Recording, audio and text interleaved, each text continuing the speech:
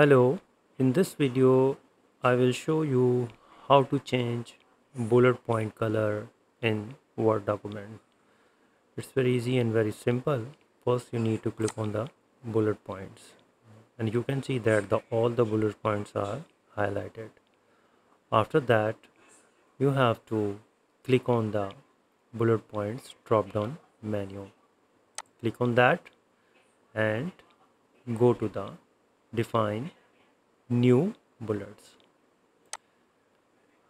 Here you can see that the preview of your bullet point colors, that is the black right now.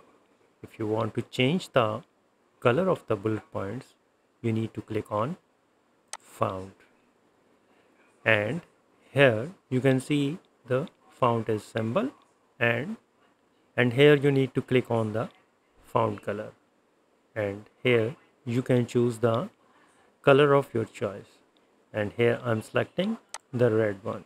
So here in the preview you can see that the bullet color is red now, and after that click on OK, and in the preview pan the color is also red here now, and click on OK, and here you can see that the bullet point color is now red.